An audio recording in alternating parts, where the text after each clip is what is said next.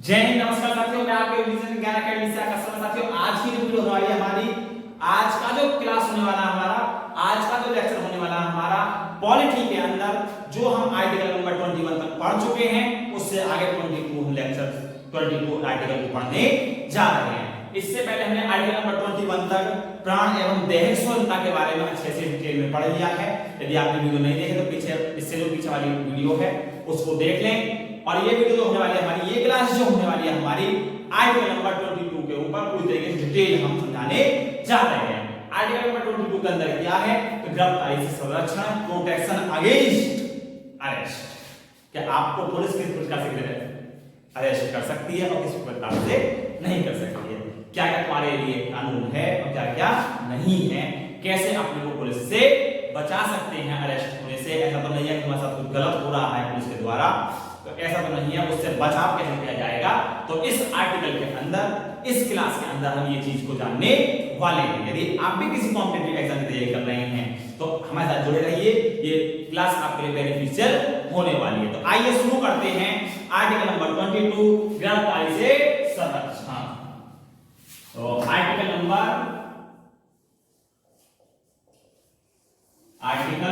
22, इसके अंदर हम पढ़ते हैं गिरफ्तारी से संरक्षण।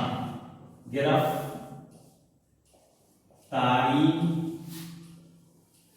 से संरक्षण,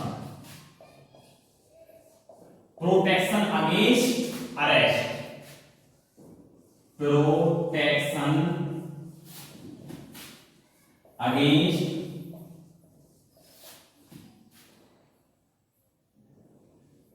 अरेस्ट।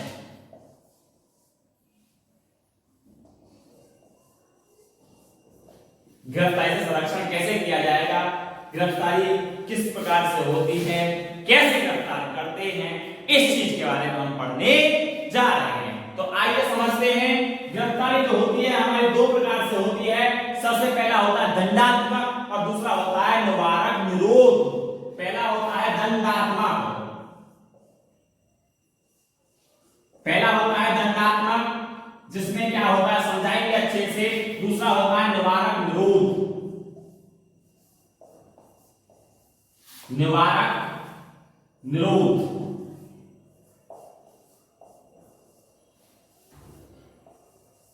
इसके अंदर क्या होता है अच्छे से पढ़ेंगे, और दंडात्मक के अंदर क्या होता है इसे भी अच्छे से जानेंगे।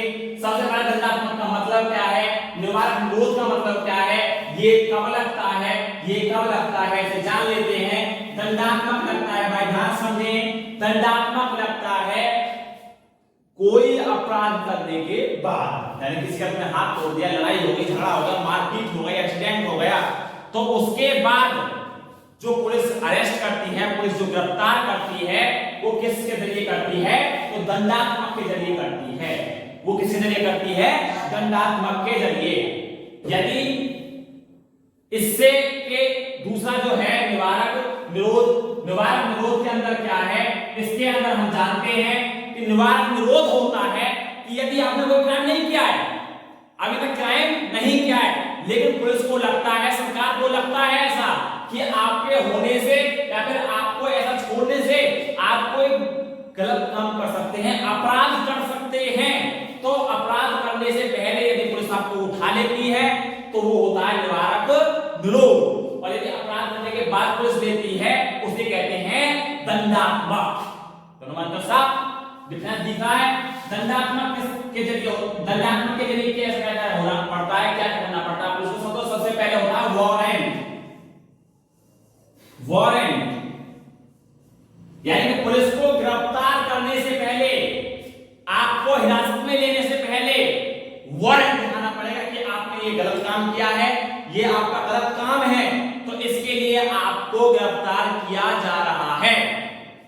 इसके बाद में दूसरी चीज आती है 24 घंटे, समझाएंगे अच्छे से बहुत डिटेल में। 24 घंटे यानी कि 24 घंटे के अंदर अंदर मजिस्ट्रेट के सामने पेश करना होता है। चौकी में नहीं रख सकते, हवल किसमें, थाने में नहीं रख सकता पुलिस, पुलिस नहीं रखती थाने में, 24 घंटे तक रख सकती है मात्र।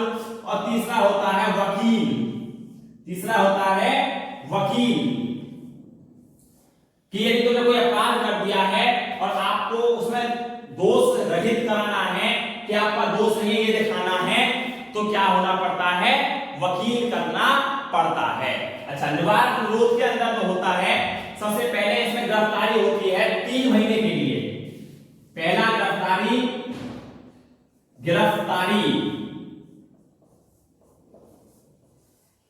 जो होती है इसमें 3 मंथ के लिए, 3 मंथ्स की गिरफ्तारी, या फिर उससे ज्यादा भी, 3 मंथ से भी ज्यादा कब क्यों होती है समझाएंगे अच्छे से। उससे ज्यादा, पहली चीज 3 मंथ की गिरफ्तारी, अब 3 मंथ से ज्यादा की भी गिरफ्तारी बिना कोई अपराध किए, बिना किसी अपराध के इससे ज्यादा इसकी गिरफ्तारी हो सकती है। तो बात को समझते हैं, आइए दंडात्मक, जैसे कि हमने बताया, सबसे पहले आपने ऐसे गिरफ्तारी सुरक्षा आप कैसे बचा सकती हैं अपने आप को गिरफ्तार होने से, कैसे क्या करना होता है। सबसे पहला जो पुलिस किस जरिए से उठा सकती है, आपको किस जरिए से गिरफ्तार कर सकते हैं, पहला है दंडात्मक मतलब। तो दंडात्मक मतलब यदि आपने कोई क्राइम कर दिया है तो उसके बाद उठाना।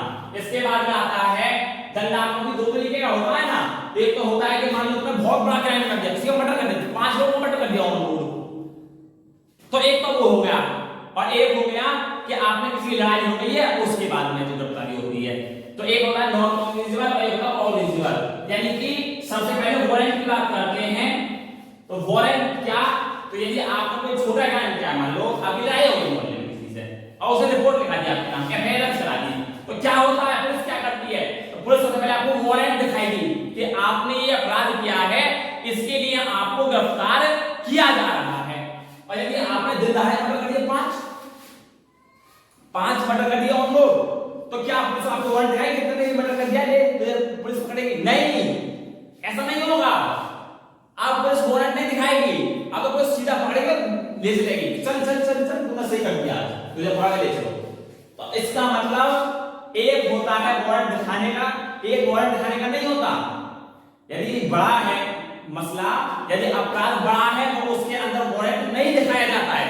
वारंट किसके अंदर दिखाया जाता है, तो वारंट दिखाया जाता है जब कोई छोटा मोटा केस है, पुलिस के यहाँ शिकायत पहुंची है और पुलिस आपके पास में आई है। अच्छा, पहले चीज क्लियर हो गई, तो वारंट कब दिखाया जाएगा और कब नहीं। यदि वारंट नहीं दिखाया जाएगा तो मतलब आपने बड़ा काम कर दिया, कुछ समझ। जो दूसरा 24 घंटे को समझ लीजिए है।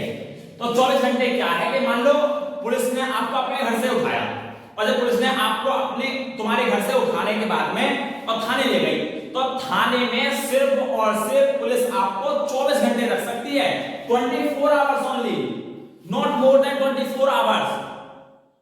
It's rule written in constitution.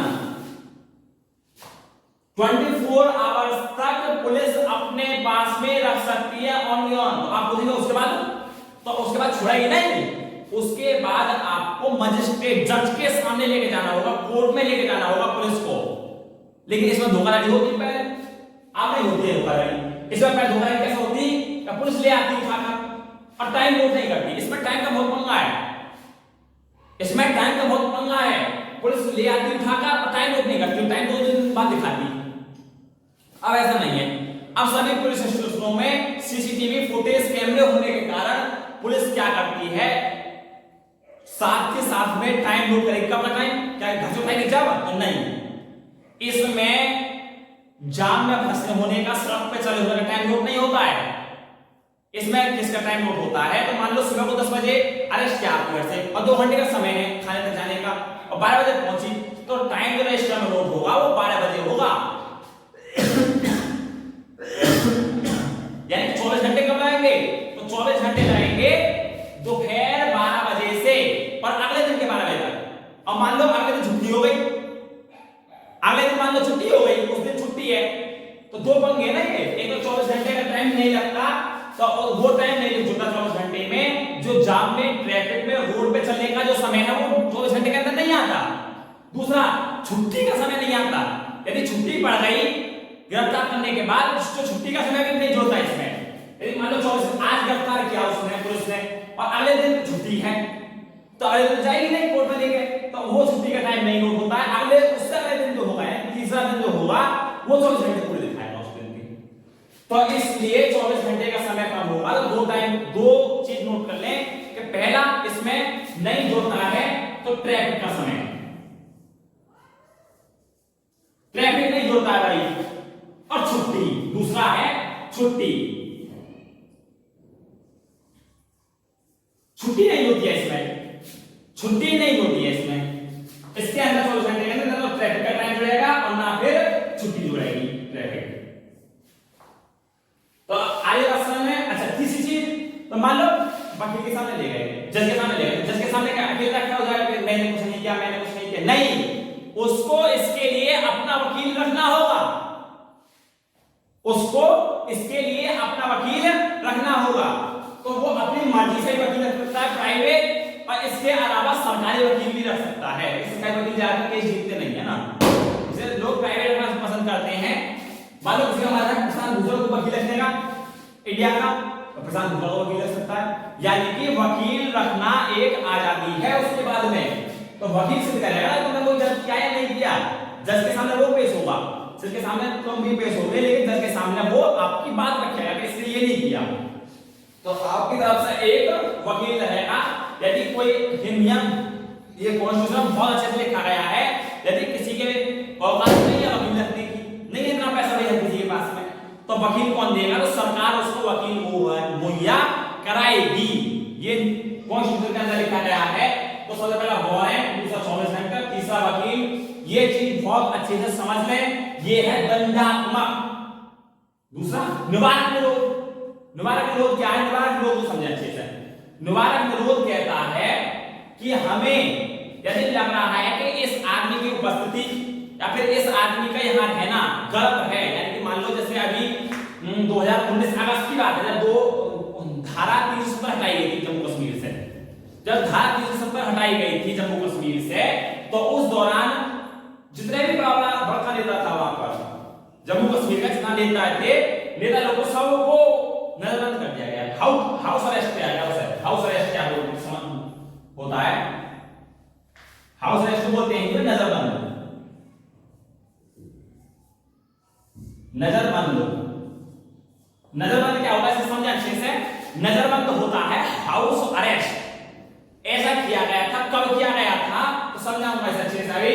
तो क्या होता है इसमें कि पुलिस को ये लगता है कि तुम्हारा यहां होने से या फिर तुम यहां रहने से कुछ गलत कर सकते हो, या फिर तुम यहां रहोगे तो लोग कुछ गलत कर सकते हैं तुम्हारे रहने से, तुम्हारे बोलने से, तो पुलिस उसको अपने हिरासत में ले सकती है कि तू आ जा, जेल में चल, 3 महीने जेल में रहेगा आराम से, सब शांत हो जाएगा मामला।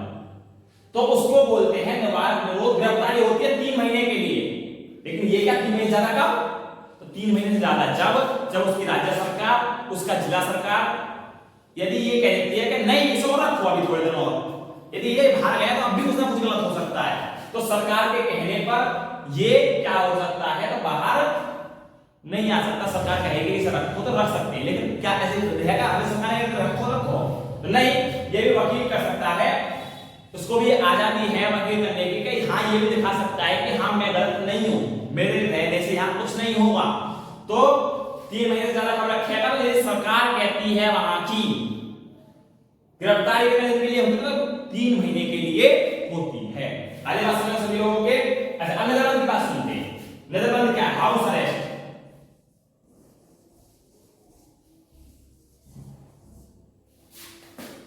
हाउस अरेस्ट, हाउस अरेस्ट क्या है इस बात को समझना बहुत अच्छी तरीके से। हाउस अरेस्ट है नजरबंद, यानी कि जैसे अभी मैंने बताया ये बड़े बड़े नेता थे, महबूबा मुफ्ती वगैरह जो जम्मू कश्मीर में थे, कब? 2019 अगस्त में। तो इनके होने से सरकार को ये डर था कि ऐसा ना हो हम तो 370 हटाएं तो इन लोगों को भड़काएं, गलत हो रहा है, हमारे साथ अत्याचार हो रहा है, अन्याय हो रहा है, तो क्या करना है इन्होंने? हाउस अरेस्ट कर दिया, घर में बंद कर दिया, नजरबंद, फोन का समय सब खत्म। तो नजरबंद कर दिया, कोई देख नहीं सकता, किसी से बात नहीं कर सकते, हाउस घर में रहो, चाहता पुलिस रहेगी तुम्हारे, तो उसे बोलते हैं हाउस अरेस्ट, नजरबंद। क्या बाहर निकलते तो कुछ दंगा करते? ये नहीं करते दंगा, ये कुछ नहीं करते, लेकिन मुंह से कुछ बोलते हैं, मुंह से कुछ ना कुछ कहते हैं लोगों से, और लोग भड़कते उस चीज से। तो लोग ना भड़कें इस चीज के लिए क्या हुआ, इनको हाउस अरेस्ट कर दिया गया। कब? 2019 अगस्त में जिस समय धारा 370 हटाई गई थी जम्मू कश्मीर से, 35A और 370 हटाई गई थी, उस समय इनको हाउस अरेस्ट कर दिया गया, उसे कहा गया नजरबंद। तो बात समझ आ रही है? निवारक निरोध समझ आ रहा है? निवारक निरोध कब होता है? ये तो लगता है ये कैसा है, तो ये रोल टैक्स जैसा है, तो कुछ याद आ रहा होगा। 1919 में एक रोल एक्ट आया था,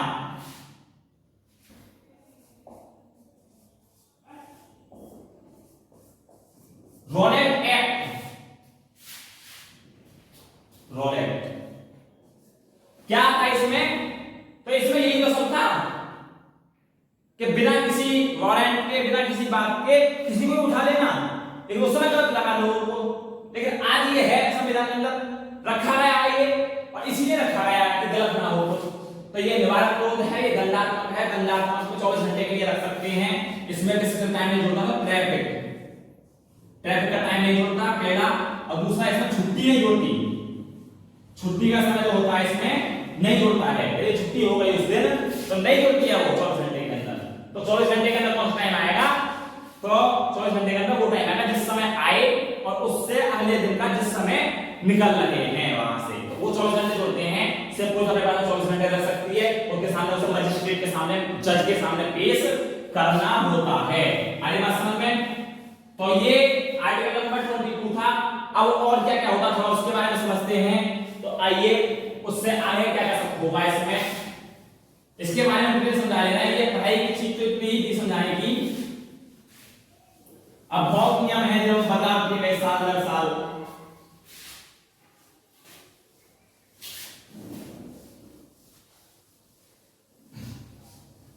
इसका एक बहुत बड़ा चार्ट ग्राफ है, वो अब यहां बनाना संभव नहीं हो पाएगा ना।